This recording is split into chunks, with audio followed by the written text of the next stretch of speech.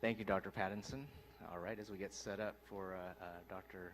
James Griffith, I'll briefly introduce him. Dr. James Griffith is the professor and chair in the Department of Psychiatry and Behavioral Sciences at the George Washington University School of Medicine and Health Sciences. And he will be speaking to us about mobilizing hope in the face of despair. Excellent. Put this on. Yeah.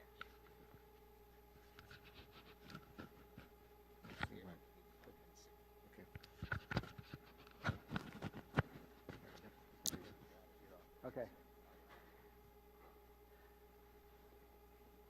What I'm going to do is to pick up after actually where with Dr. Charney's talk. He laid out, in fact, if you go put Charney's resilience prescription into Google, and you will get a nice PDF of all the 12 factors he went over that you can hand out to people, share it with your family. What I'm going to do is to pick up with that. I work with refugees with medically ill. And what's different about these populations, you know, Dr. Asano this morning talked about disaster being a very singular, dramatic, life-changing experience. Often the life of refugees and people with medically ill don't have one singular trauma. There are layers of less severe adversities that you live with day in and day out, and the issue is attrition. What I'm going to do is to go through an approach that we've developed for rapid assessment, formulation, intervention. Assessment that in real time, you're in a crisis, you've got to make some determination with observations, how you put it together, how you come up with things to intervene with. And I think I'll start just by with my psychiatry residents to get their attention. Sometimes they say that as psychiatrists, we do what the sorcerers and witches do. They gave potions, they cast spells, they did incantations. We give medicine, we use our relationship therapeutically, and we use language and dialogue. Now, in the neuroscience era, we're hoping for game changers.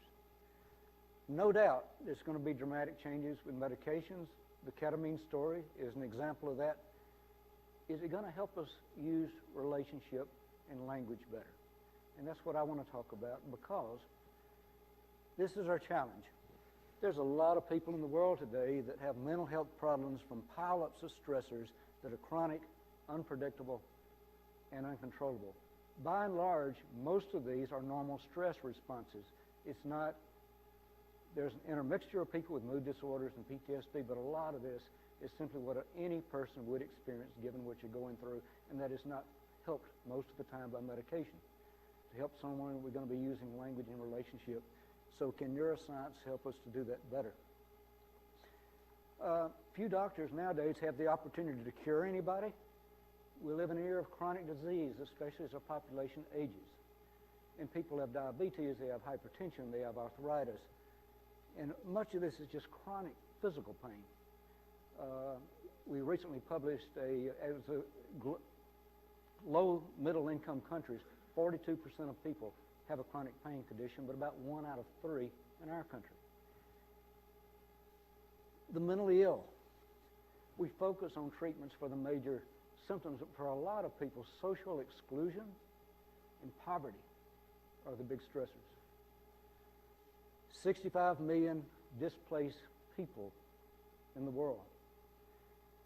And it's hard to take in what it means to lose your home unless you actually spend time with someone where it's not just the home, but it's all the consequences. It's poverty, loss of everything that's familiar. Often you lose family members, you lost your identity.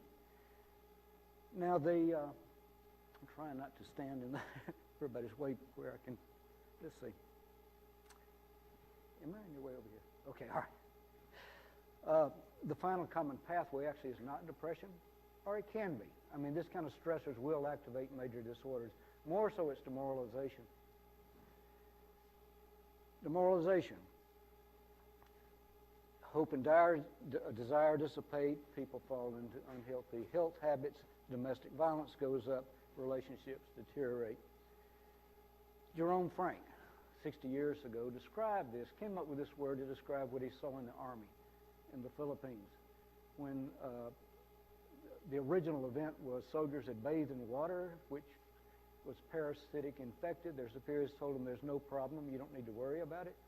When they came in with lots of symptoms, he said, this is not depression, it's not a mental illness. So they pulled out the dictionary and called it demoralization. It's when you feel helpless, hopeless, isolated, subjective incompetence, the sense you're not measuring up to your own or others' expectations. If anybody here has not gone through this, then you're one of Dr. Charney's genetically resilient people. This is a part of the fabric of everyday life. Phil Slavny at Johns Hopkins argued, I think correctly, that this should not be even, he said it's a V code. This is not a mental illness. Every year, the Washington Redskins at the end of the season are demoralized. They lost too many games. It's not a cognitive distortion. They really did lose that many games. They should be demoralized. That's what any team should feel if they're not mentally ill. There is an antidote, which is hope. We got interested in working with hope for these reasons. You know, it promotes active coping, it motivates care of self, it strengthens your therapeutic alliance, but there's also a very big literature on hope. Psychotherapy outcome studies, it's one of the common factors that predict, regardless of what kind of treatment you're given, it predicts good outcomes. Problem is hope is problematic. If you can't do anything to change the condition, when somebody's demoralized, you can paradoxically make the demoralization worse.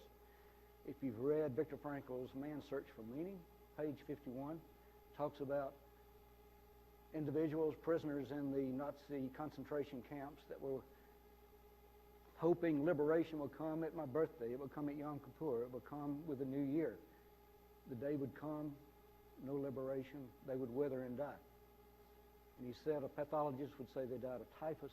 He felt like they died of despair. So you can do harm encouraging people to be hopeful.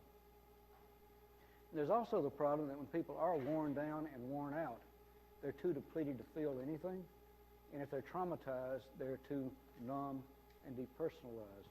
So hope as a feeling is not a good solution. So we wanted to say, how can we outfit hope so that it would be a resilient factor even under ongoing stress when there's no good betting odds that anything's going to get better. And you know that can happen because I bet you know people, either people you've read about, seen in the movies, or somebody you know personally who, despite horrendous circumstances, never loses hope. Well, a medical student and I decided we're going to see how many different definitions there were of hope in the psychiatric literature, and then we found out Scandinavians had done this first. They said there's 49 different definitions. One we settled on is hope as a practice. There's a well-developed literature on this in the family therapy community. I think Kata Weingarten's work is the best. It's where you treat hope not as a feeling, but as a practice, like an ethical practice or a spiritual practice, something that you do, not just something that you feel. And if you read Dr. Weingarten's work, it says you do hope, you practice hope. 2 steps. The first is getting clear about a deep desire or commitment. The second is how to take a step towards it. So if I was doing this with you, first conversation would be to ask you, why does it really matter that you're on the face of this earth? What is your life about? For whom? For what? We get clear about that, then it would be between now and when we next meet, what step can you take in that direction? If you work any with 12 steps, you'll recognize some kinship. So in putting together a clinical approach, and what we decided to do is not to take a current psychotherapy like CBT or IPT, and it's been evidence-based somewhere, and see if it would apply here, but to start from the beginning. Our problem is demoralization. Our problem is demoralization from overwhelming multiple chronic stressors. We're going to use hope as the method, and we're going to use hope as a practice as the particular kind of hope. Oops, I went backwards there. Now, our next big obstacle is that when the people who most need this are in no condition for psychotherapy. One, refugees, medically ill people, they need practical help. They're not asking to see a therapist. The conditions they're under often don't permit it. And we learn from experience, often you're only going to have one single conversation. There was a time back in the 90s when managed care first came in, all we'd be paid for was one session. So we knew this, that I'm sure you know somebody in your life where one conversation will ruin the rest of your day. You may know some people where one conversation will lift up the rest of your day. So how do you do that? And how do you teach it? And the other problem is that for those who are suffering multiple chronic stressors in the greatest need of hope and the worst demoralized, we usually hand these off to our people who are least trained in psychotherapy, first, second-year residents, mental health workers, case managers. So where this took us is a different direction from where most of our field is. We're in an era of psychiatry where our main focus has been on what's evidence-based. We need efficacy studies compared to control conditions. We make the case that what we need is clinical utility. We know a lot about what things work. What we need is how to go into real-life, real-time situations, and it's usable. So we picked out these four criteria. It needs to be effective. I say evidence-based, probably evidence-informed. As you'll go through, you see all the hope practices we work with are ones that have good literatures behind them. Efficient, little use in time and money, portable, usable in different populations, different clinical encounters, different settings, and user-friendly, meaning everyday language. Get rid of all the psychological constructs. We won't talk about schemas or transference or role transitions. Just like an everyday conversation that both patients and clinicians can use. And these are the 5 strategies. And because of the time, can't tell a lot of detail, but I want to say something about each one because I think these are some of the big points about how to create an intervention that will have impact in a low-resource, highly traumatized population. The first, what I feel like I've learned out of 20 years of global mental health, is that when you go into a population where there are few resources, there's few clinicians, the needs are great, you stop trying to diagnose and treat one person at a time. You shift all your resources over to resilience. You work to, you build upon the strengths of individuals, the strengths of families, the strengths of communities. This is a point Dr. Charney made. Second is we narrow an assessment method that we can do right in the middle of a crisis. You're not going to be able to pull people out to have a reflective conversation about what are the problems, what's your history, all of this. We need to have something that's very fast that we can do right when people's backs are against the wall. And I'm going to show you 14 hope practices we picked out. They all have good empirical literatures behind them. And user-friendly. Everyday language, non-technical concepts, fewest possible steps, so that someone who has no psychotherapy training can use this approach. And then finally, the more complex one, but I'll get back to it, actually the clinical reasoning is conducted at the level of the functional brain circuitry.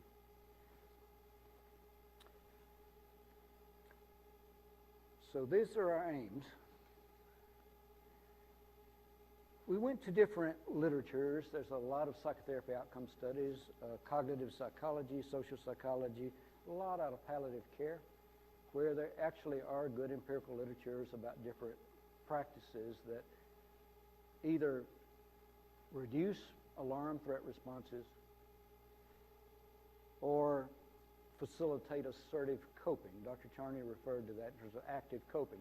Humans, well, mammals generally have 2 gears.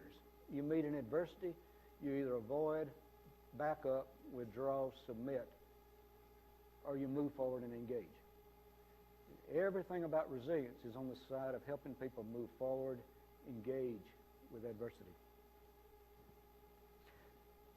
So what we wanted to do is to take one evidence-based hope practice, collect around it skill sets for assessment, formulation, and for intervention into one package, and then have these so a primary care doctor, a mental health worker, somebody, whatever work they're doing, they would just intermix this into it, not split out as separate psychotherapy. I come back to this. I bet you know some people who just naturally do this. You just have a conversation with them, and that conversation takes you to the best of who you are. You probably know some people, you have a conversation with them, and that takes you to the worst of who you are. Okay? Our interest is that how do we articulate this and how do we teach it? So these are HOPE modules, a package of assessment skills, formulation skills, intervention skills around one HOPE practice. Now here's the group of 14. Looks complicated. Actually, it turns out not to be when you break it down into parts. Up to the left, agency thinking, pathways thinking. I'll get to this in some detail in a moment. But these represent really use of executive functions. That's why I've got it colored coded.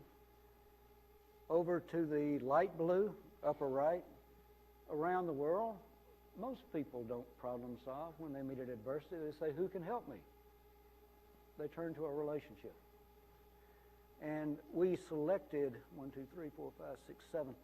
7 that have good, strong literatures, psychosomatic medicine, palliative care, different disciplines. Confiding relationship is like heart to heart. Love relationship, attachment relationship, the kind of relationship that gives you a sense of confidence or security. These aren't the same things. A bartender may be a great confiding relationship, not a good attachment. Your mother may be your most important attachment, but not your confiding at your age.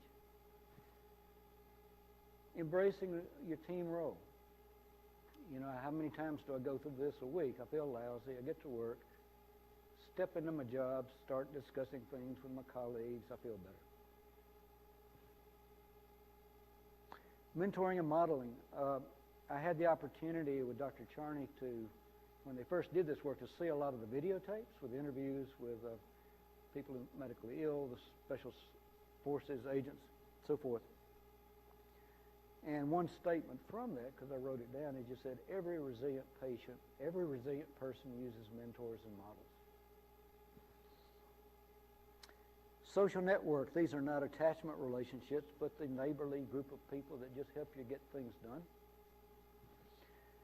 And altruism, I must have a dozen studies on my computer, functional brain imaging and mortality studies, making the case that social support is always important for resilience. It may be the most important.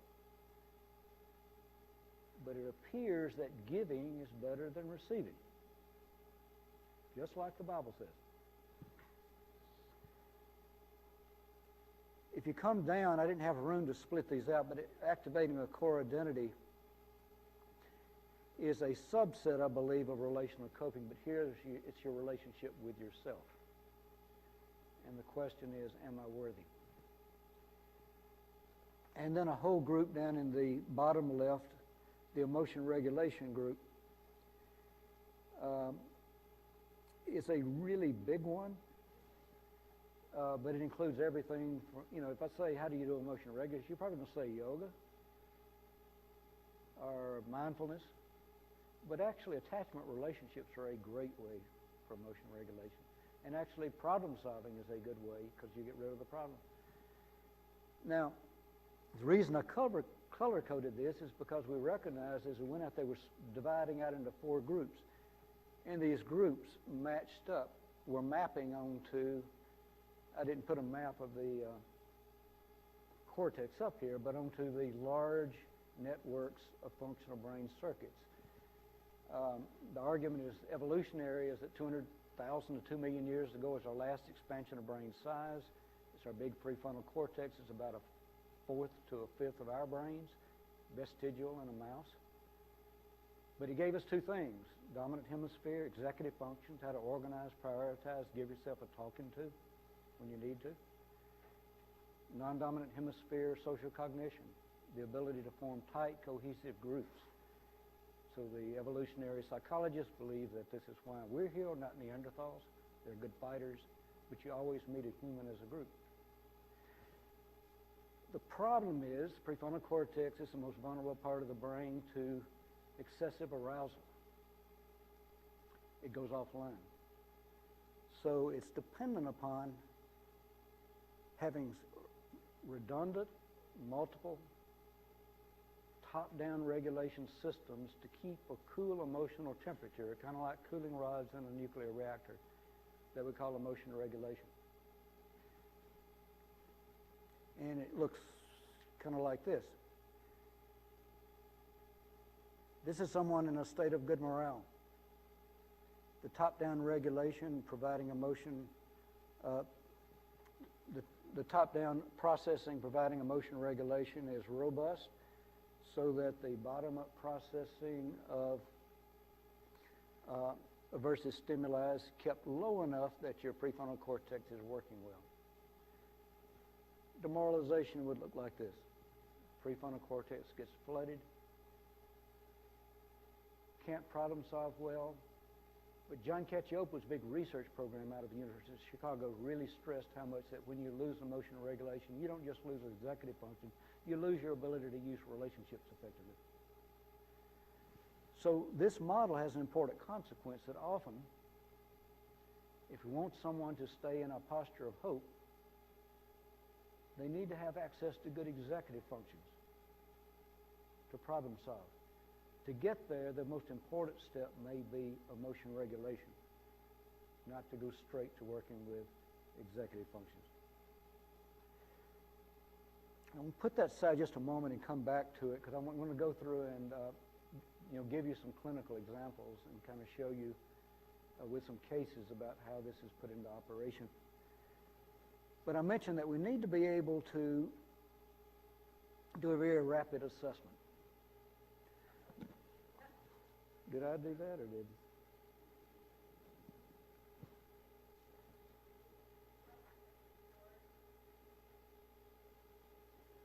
Oh, you know what?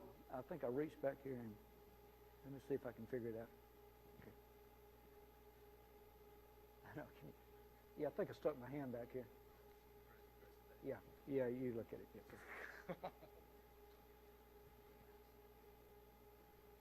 Yeah. Yeah, I'll go ahead. A few minutes ago, when I was giving the list of strategies, one of these is we need to have a method to assess that we can do under, I'll just say, battlefield conditions, in the midst of crisis when people are in very alarmed states. Because what we would like to do would be to match resilient strategy up to the particular person. Dr. Charney gave a list of 12. With different people, different ones of these will be useful.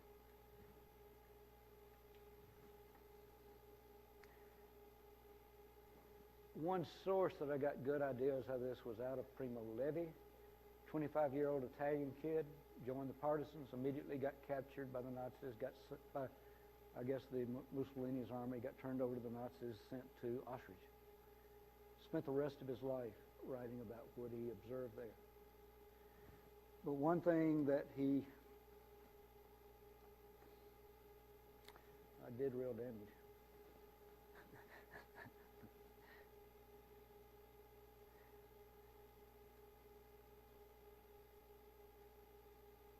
Try to get my slide up.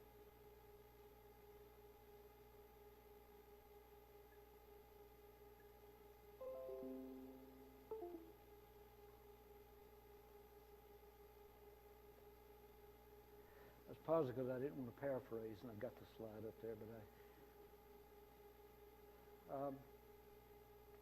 what he said is that every person has a reserve of strength that neither they nor those around them can really know of until you see this person pushed to their limit. And it's only under those extreme circumstances can we really know what's inside a person. Now, if you turn this into an assessment method, it means that you need to ask two questions. And there's a Canadian psychologist, Alan Wade, who really developed this. And he made the case that you can do an entire psychotherapy out of just these two questions. The first one is that, what was this like? Now, if you think of something really bad that's happened in the past couple of weeks, a very bad experience, if I ask you, what was this like for you? Where does that take you? Then if I ask the second question, how did you respond? Now, having gone through this just as an exercise, I'd say most people, when you say, what is this like, it opens up the bottom-up processing. It really turns the gates on to let you feel the impact of the loss, the trauma, the disappointment, whatever it was. When you say, how did you respond, you activate the top-down regulation. How did it affect you? You get a story of vulnerability, of loss, of trauma. How did you respond? You get a story of resilience. You need to ask both. So the assessment that we do, with the Hope modules is that a person comes in because they're in a lot of distress. Sometimes it's so obvious you don't have to ask, what is this like? But, I can ask it and I listen empathically, but then turn and say, how did you respond? Listen closely for the kind of response. And does the kind of response go in the direction of here we go. Problem-solving, goal-seeking, executive functions, does it go in the direction of relational coping? This is a big divider. Are you more of a individual problem solver, or are you more of a relational coper? Most of you are probably good at both, or you wouldn't be here, to get through training and everything. It's what? I can go from, let me get the prima levi slide up here just because, okay. Every human being possesses a reserve of strength whose extent is unknown to him. Only through extreme adversity can we evaluate it. So we're not going to pull somebody up for a quiet psychotherapy session to do an evaluation. We want to ask this while they're in the midst. How did this affect you? Then turn and ask the question, how did you respond? And in listening, does it go in the direction of relational coping, activating a core identity, emotion regulation? One thing I've learned is that very experienced professionals, often the first thing they do is emotion regulation. I spent a weekend American Association of Pastoral Counselors, one of the most highly skilled psychodynamic family systems therapists I've ever been with. They were interested in neuroscience, so I spent a week with them in the Smoky Mountains. And when I'd go through this with them, most of them, the first thing they would do facing a crisis is ground yourself. Say a prayer, a moment of meditation. Then you start problem solving or do relational coping. And if you're in a crisis, it's a terrible time to try to learn things new. So what you want the person to do is to figure that where they go first is going to be their signature strength. And in a crisis, do more of it. If we have a lot of time, I may recognize that somebody is a great problem solver but has no relationship, so we might work on that as a goal. But the general rule is that in a crisis, figure out your signature strength, do more of it. So let me just take you through a little bit. And, let's see, I'm trying to do the math, get clear on my time. Okay, all right. I couldn't figure out whether it was 30 minutes or 15. Okay, so agency thinking, pathways thinking. Pathways thinking is that this is where I am. This is where I desire to be. Imagine paths to get there. A lot of people are really good at this, but actually rats are very good at this. You block one hole, they'll put down enough paths, they've always got an alternative. Agency thinking is just how you talk to yourself to maintain a sense that I can act effectively. 1935. Is there anybody here who had not read The Little Train That Could when you were growing up? The little engine pushes the big freight cars to the top of the hill saying, I think I can, I think I can, I think I can. That's agency thinking. Now, if I'm listening to someone and they say there's no light at the end of the tunnel, that's a problem of pathways thinking. If they say it doesn't matter what I do, nothing works, that's the problem of agency thinking. This is referable to the prefrontal cortex. This is an individual who came, who had a very lonely life. He really had no relationships outside the workplace. He was going to be facing mandatory retirement at age 70. He was 69, and he said he would not see his 70th birthday. I thought his suicide risk was so high that if I left town, I made sure somebody was covering for me who would see him, not just take a telephone call. For 45 years, he'd had one job. His only relationships were the people in the office. These weren't close friendships. Where things turned is when I said to him, for 69 years, you've continued to make a choice to live. What has kept alive within you a sense that life could be worth living? And out of that, got a few things. He had loved sports, still watches the Nationals, and done some volunteer work. And I also appreciated that he was an extremely smart guy. He actually had made money in the crash of the big recession. Well, when we kind of put these together, he became willing to volunteer. There was a community agency. This is, if you think back when people's homes were being foreclosed, he volunteered, provided advice to people that were losing their homes. One thing kind of led to another, and this is a very abbreviated story, partly because of confidentiality. This is 10 years ago. Actually became a writer, published a couple of books, and by 1 year later said these are the best years of my life. Okay, well, what I recognized in it was that he actually was a great problem solver. He did not just wallow in helplessness. How did he get to me? You know, Washingtonian Magazine does this top doctors, and I happen to be listed. That's how he picks plumbers. That's how he picks lawyers. That's how he... So, you know, he was doing problem solving just to come to see me. And when I started listening more and more into his financial expertise, I realized this is a guy who, great problem solving skills, good skills for pathways, good skills for agency, just a desert in terms of relational life. So when somebody's in a crisis, figure out their signature strength, do more of it. This kind of assessment is a way to do that. There are advantages to relational coping, which is that if you're just worn down and you're not able to do anything, there's people around you who can do it with you. So it turns pathways thinking, agency thinking into a group project. And as I mentioned, there's many other kinds of relationships we could put up there. The ones we picked out were ones that had, you know, Karen Weiss's breast cancer research, 2 factors that picked out marriages for which it was a protective factor on metastatic breast cancer. One was acceptance, but the other was secure attachment.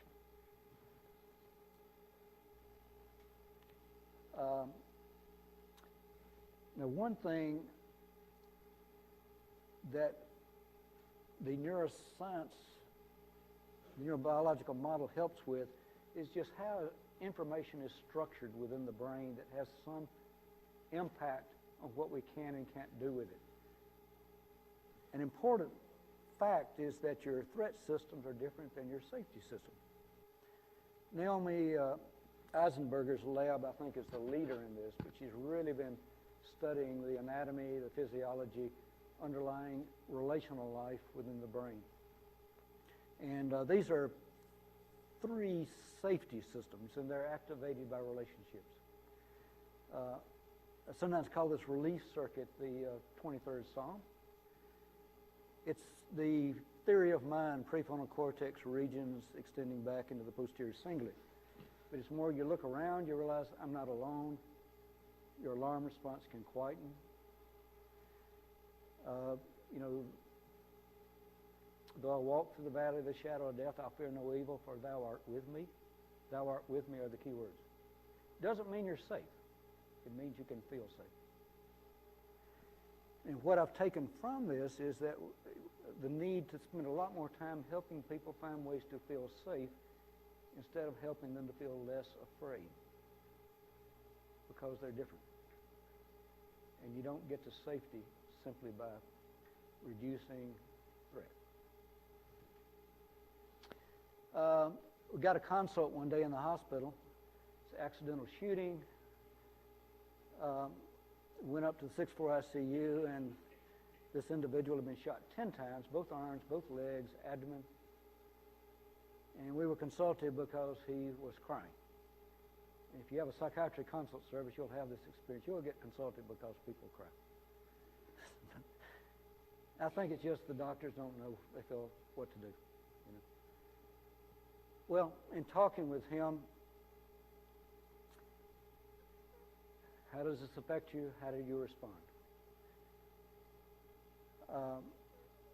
He talked about the pain. His sister was there. This was pretty apparent. Went pretty quickly to the how did you respond? What carries you through a time like this? What keeps you from giving up? He immediately said family, and then heard the story that his father had been shot and killed.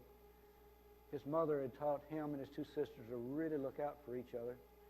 One of the sisters, who I'd asked if it was okay if she stayed, and he said it was, said that really his being so upset was because her daughters, his nieces, couldn't come up there to see him in the ICU. Commented to him about how strongly he relied upon relationships, and I've wondered, is this his certainly a strong suit, but is it only suit, or are there other things as well? So I said, are there other things that you do to stay strong? And he talked about his Islamic faith. He had his Quran with him. He wanted his prayer rug. There wasn't a way he could bow with all the tubes. He attributed his survival to God. I was curious about that, so I said, how was that? He'd been shot 10 times. He said he had known other guys who had gotten shot and they had died. What else helps, I asked. He said, my friends, we hang out. It's hard not having my friends to talk to. I will even talk with strangers. So I said, that's like talking with me. And he said, Alhamdulillah, thanks be to God.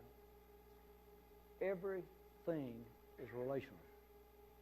That's what I want to pick up. Nothing in here about problem solving, nothing here about getting clarity about my core identity, who I know myself to be. So, our whole treatment plan is built around relational coping. We get the nieces up there. We have a social worker that does bedside psychotherapy will come by. Medical students are a great resource in hospitals because they have time. A third-year medical student on the clerkship can spend time coming by just talking to him. Mobilizing a core identity. Marilyn Brewer's research, social psychology research at Ohio State says that if you ask the question, who are you? To everybody in this room, we'll get 3 clusters. Personal identity, who I know myself to be in my heart of hearts, the person I aspire to be. Family, team, work group identity, and these are whole personal relationships, but it's like your family members or your unit. You got roles, you got responsibilities, and then there's the collective identity, which is impersonal. You know, myself as American, as a man. So for different people, different ones of these may be the most important one. If someone has 2 important ones that are in conflict with each other, it's some of the worst distress you'll see. But getting clarity about someone's core identity is one of the most potent sources of energy that will inspire hope. There's not time to go into this. I would just put it up there. But the brain is put together in a way that I can have a sense that this is who is me. Not only that, but in my Arlington neighborhood, our little center, Westover, I can go there and it feels like this is part of me. Germans call it Umwelt, life world, sort of a circle around us, everything in that, even bigger than my skin, feels like it's part of me. And if it's a flag or a statue that you violate, it feels like you're tearing my flesh and I will kill you. So at the American Psychiatric, I'm going to give a talk on violence motivated by cultural identity. But has to do with the default mode network, which is butterfly sort of core of the brain. Pulses very slowly when you're not intentionally thinking, not doing any intentional movement. Uses about 80% of the brain's energy supplies, continuously calculating what will happen next, what will happen next. And out of that, we got a visceral sense that this is who is me. Now, where we want to take it here is that getting clarity about someone's core identity and helping them align with that is going to be one of your most potent sources of a posture of hope. This is a young woman, age 15, diving accident, quadriplegic in a motorized wheelchair. Moves it with her chin. Despite this, had done extraordinary recovery, rehabilitation, got into school, now in graduate school, but this was one of these days where the sun goes behind the cloud. Her close friends and her parents happen to be out of town at the same time. She's sick with a viral illness. She's been trying to take up social media and date some, and had a bad experience. And then called her school, and somebody told her that she'd missed a deadline and would not be able to complete her master's degree. Well, I heard from her, what is this like? So I said, this is an awful weekend. There must have been a moment where you felt like you didn't want to be alive. And she said, it was really bad. Well, I asked the response question, how did you respond? She said, well, the work on the thesis meant something, even if it didn't count to a degree. I wrote it, I did it, this was my best work. I'd have to finish it. I feel embarrassed to let it happen and miss the deadline, but I have to own up to it. This is a strong statement of identity. So my conversation after this stays right with that. She determined to finish her work. You could feel the uplift in her mood. And as with a lot of things, it had a good ending. She did get well from the illness. She actually is in a long-term relationship now. Her parents did come back, and the guy at the school actually made a mistake. There was no problem with the degree.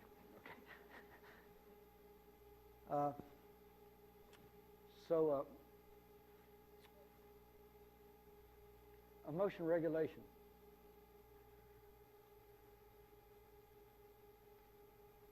If there's one gift you should ask God for, it's emotion regulation. If this works well, everything above it is going to be at your best.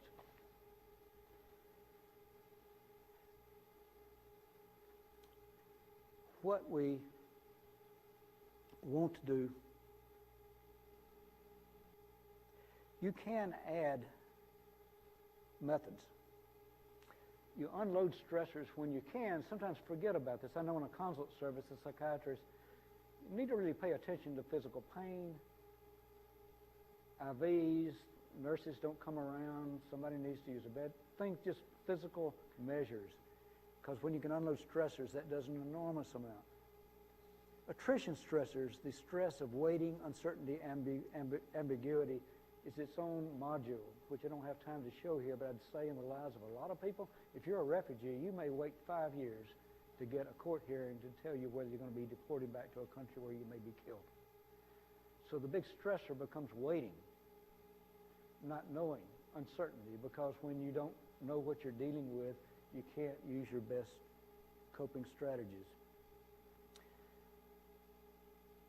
But there is the group of emotion regulation practices. We can add mindfulness, yoga, aerobic exercise, spiritual practice. I'd say broadly across spiritual traditions. Islam, Buddhism, Hinduism, Christianity, Judaism. The spiritual practices are always going to be strong avenues to emotion regulation. This is a 25-year-old woman who came to our emergency room. She was covered with blood. She came from the Greyhound bus station. She had cut herself. She was confused, blank, unable to give any history. Through our CRISP computer system, they were able to get some history. And learned from that she had been badly sexually abused as a child, physically abused. She had been trafficked, and she had a history of methamphetamine abuse and alcohol abuse and self-harm. So assessment, formulation, intervention. The assessment's going to be, what are you going through? And then you ask for the response. Well, the resident said, what's happening inside you? And she said, I feel too tight, like I'm going to rip apart. I can't sit still. Where do you feel the tightness? In my chest and stomach. He asked whether these sensations had to do with any particular memories, because he'd already diagnostically assessed that she was in a decompensated dissociated state. And she said, it's worse during the night. That's when I was abused. That's when the memories come. Because he heard enough, so how can she respond? You know, what are her competencies for regulation? So he said, in the past, when you'd start feeling this way, what could you do to make it better? Were there any things that would help this tightness? She said, music. And then she talked about she listens to music hours a day on Pandora's station. In addition, she mentioned she had returned to her religious faith in the past year. When she was with friends at the church, she could feel calm inside. She also prayed, and when she prayed, she could feel God's presence come over her like a warmth. She said, are there any other ways that you can find comfort from the tightness? She told how she had talked to her grandmother on the telephone. When she heard her grandmother's voice, her suicidal thoughts stopped. Now, the resident was aware that there's a gap in the story, which is that, why is she here? So said to her, when you let yourself feel what it's like, the music, listening to the music, being with your friends, hearing your grandmother's voice, where does that take you? And she pulled together enough to say that her grandmother had been pushing her to go into residential treatment. She didn't want to. They got in a fight. She ran away. With this history, was able to get the social worker down. She agreed to be admitted to the unit, contact family, and so forth. But it's an example. And so in a very decompensated state where he was able to go to get from her what were, in fact, competencies she had for emotional regulation, despite the fact that she had a terrible dissociative disorder that often was out of control.